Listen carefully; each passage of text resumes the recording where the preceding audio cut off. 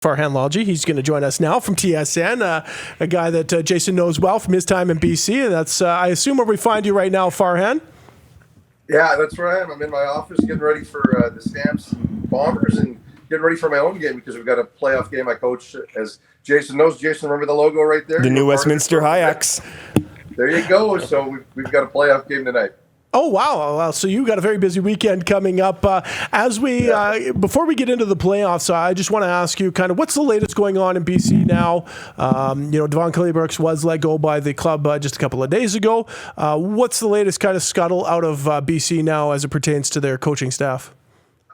Well, I mean, I think that, Rick Campbell, who's an available coach, is somebody the Lions have received permission to speak to, and I think he's going to be at or near the top of the list. And then after that, I think a lot's going to depend on what happens with the playoffs here, right? I know that, there's going to be the usual names that come available. I know there's a lot of speculation that if Edmonton decides to part ways with Jason Moss, that Ed Hervey will be interested in him.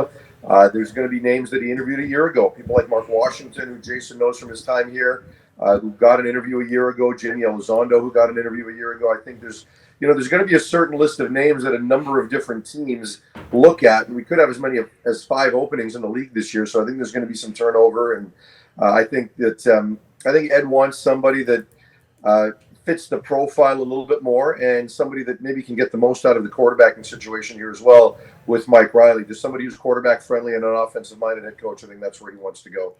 Farhan, John Lynch here is. Did this have to happen? Get rid of the coach?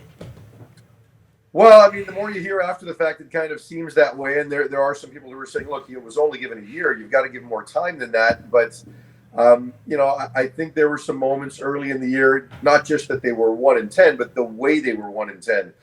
Some people will point to a close loss against Calgary earlier, and they're saying, if it had gone differently, things could have changed. But others point to, the number of games where they lost and just weren't competitive offensively. And it just looked like it was a group that was unprepared. And then you get the stories after the fact where, as far as environment and lack of accountability and discipline, those types of things. And you get the sense that if that was part of it, that was going to be a decision that was going to have to be made. And really, for me, I think this decision was made a few weeks ago, and I think David Braley had a big hand in it. I don't think this was just Ed Hervey. I think as David Braley has gotten healthier and he continues to own the team, he's going to own it, and that means being involved. And and I think he's going to continue to stay involved. I think when you look at who the next head coach is going to be, it's not going to be an exclusive Ed Hervey decision. This is going to have to get approval from ownership and from the president as well. I think they're all going to be involved in it. Shifting gears to the playoff game coming up in Calgary, the Winnipeg Blue Bombers coming in there in the West Division semifinal.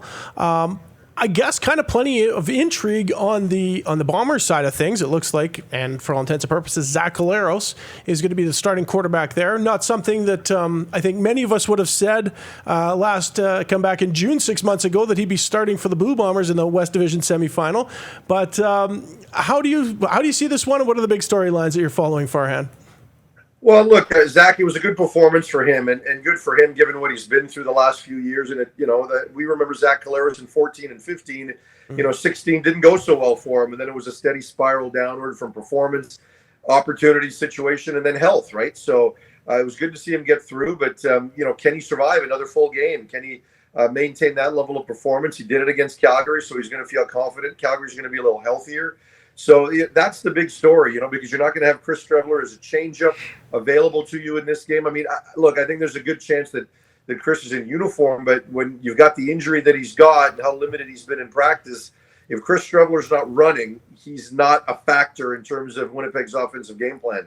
So Zach Collaros is going to have to get this done. And, when I look at a team like Calgary and a team that's battle-tested and has been through so many close games and on the right side of it, they know what it takes at this time of year, and they've got Bo Levi Mitchell. So, I certainly am going to favor Calgary at home in this game, but I'm curious to see what kind of effort we see from Zach Collaros, because if there's a coordinator who can take full advantage of everything he can do, it's going to be Paul Lapalisse. And, this is going to be also Andrew Harris's game. A heavy load is going to be on him. He's a guy that's got a chip on his shoulder with how the awards have gone in the last week and things like that. And, and Jason, Andrew as well as anybody, he's a competitor. He's not going to need those kinds of things to motivate him, but anything he can use, he's going to. So I think we're going to see a steady diet of Andrew Harris as well.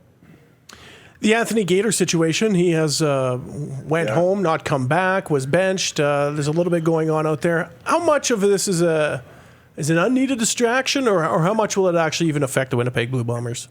I don't think it's going to affect them at all because, they've had so many changes, in their back seven throughout this season. Richie Hall's been able to instill a real next man up mentality on that defense. And I just don't see it being a distraction. I think they've got other things that people are focusing on as far as the quarterback situation and what have you. I don't know how much play Anthony Gator's getting, but yeah, it's an awkward situation. There was a report I'd seen last night that they'd even gone so far as releasing him as opposed to simply having him on the suspended list. So, either way, I know he wasn't happy when he got benched. He went back to Winnipeg went back home during the bye week, got engaged and just never came back. So, women will get you every time, right, guys? I was going to say, I better not comment on this, how I think this is all going. I like their approach, though. If you're not in, you're in the way. And just treat it like an injury and just move on, right?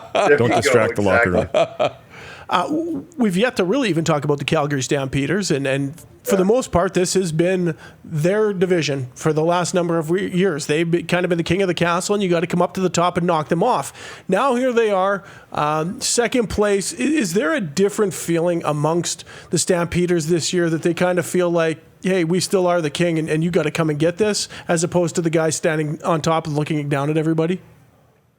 Well, I mean, look, even a year ago, they did have to win the final game of the regular season to get home field advantage, as opposed to the previous 2 years where it was over so early. It was just a case of keeping guys motivated. So there is a different feel. And I think from Dave Dickinson's standpoint, there's still so much turnover on this team that he's still trying to digest it all and see what their identity is. I think what he's come up with at this point is that they're resilient because they've had 13 games decided by 7 points or less, actually 14 after the last one. So, I think he does believe in their ability to find ways to grind close games. The biggest thing in their identity is Bo Levi Mitchell. I really believe in the last 6 games prior to the Lions game, I think he's played as good as he has at any point in his career. Now they've got some health back, right? They had 3 guys in the secondary that didn't play last week. They're going to play this week. Eric Rogers expected to be back this week.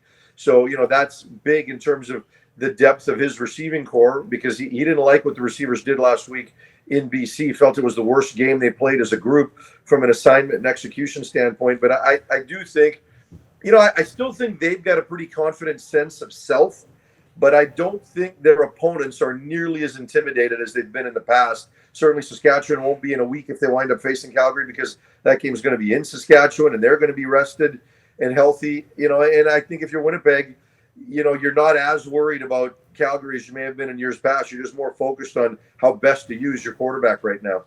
We talk all the time about the guys on the field, and rightfully so. Those are the guys that make the plays. But to me, the intriguing one is you've got a couple of veteran coaches here. Mike O'Shea, Dave Dickinson, and the staffs as well. La Police, Richie Hall. I'd be remiss to even mention the young Mark Mueller, who's on Calgary staff. How much of a real chess game does this become? I mean, as opposed to, just some of the athletes going out there and really slinging it. Because I can't see this game being a blowout. It has to be a tight game, and I think coaching in the end becomes very, very critical between 2 veteran guys. Yeah, I would agree, right? And I do expect a close game because, number one, that's all Calgary's done. And number 2, given the quarterback situation, Winnipeg's offense just isn't that explosive currently. Their last game was really close. I think it's going to be as well. And, this is probably where I give the offensive coordinators a bit of an advantage here, right? I mean, I really like Paul LaPolice. I think he coaches the same way, whether it's playoffs or regular season. He's going to lean on the run game and Andrew Harris. And, he is the one guy that can be unpredictable, right? I mean, he can pull new things out in the playoffs and get as creative as possible. So, I like him there. And that's the matchup I'm most closely watching. Brett Monson, the defensive coordinator in Calgary, in his first playoff as the coordinator. And look, I know that he did a lot of heavy lifting in Calgary, even when Devon Claybrooks was there. And certainly the players internally gave him a lot of credit. But I want to see that chess match between him and Paul LaPolice, and just to see how outside the box Lapo is willing to go with a different player at quarterback, right? So, I think that's going to be interesting, and I think it's going to be close, right? And there have been signature moments in these games where Mike O'Shea has made a decision that a lot of people have second-guessed. Will that happen again is the storyline that's going to play itself out. Before we go, I want to get out of here, but your high school football team, is it high school or is it club? High school? What's going on? So the provincial championships are happening here in Saskatchewan right away. I know LeBoldus is representing Regina, the Golden Suns. Just tell us a little bit about your team and where you guys are at in the run here. Well, the playoffs are a little different here because we can go longer because the weather's better. But we actually, tonight we have a home playoff game, and then after that, all the playoff games are at BC Place for the next 3 rounds. So that's always a fun thing for the kids. Our team is 5-2, and we've kind of had our ups and downs this season in league play, and we're playing a team that we've beaten in the last 2 playoffs, including in the provincial championship game in 2017. So it's become a bit of a heated rivalry. So it's a lot of fun. I love this time of year. I coach tonight. I'm on an 8 a.m. flight to Calgary tomorrow for that game. So, and then from there on Sunday, I leave for San Francisco for the Seahawks and 49ers. So it's a great football weekend for me. My only disappointment is I missed my son's Pee Wee game. He's 11 years old. He has his playoff game on Sunday. I can't get to that, but otherwise it's football palooza in the Lalji household. Wow, that sounds like a great weekend. Sure does. Mix in some hockey too, I'm sure, Farhan. Well, yeah, for sure. You know what? Actually, the Canucks are away, thankfully, and my son's got a hockey tournament. So he's got hockey tonight, hockey tomorrow, football Sunday, hockey Monday, and I'm not going to get to any of it. So thank God for Team Snap. Absolutely. No kidding. That thing, I agree. Thanks so much for this, Farhan. We'll definitely be watching this weekend, and enjoy everything. Thanks for having me, guys. Good luck, Coach. You're watching Rod Pedersen On Demand. For more of The Rod Pedersen Show, visit rodpedersen.com or follow Rod Pedersen on social media.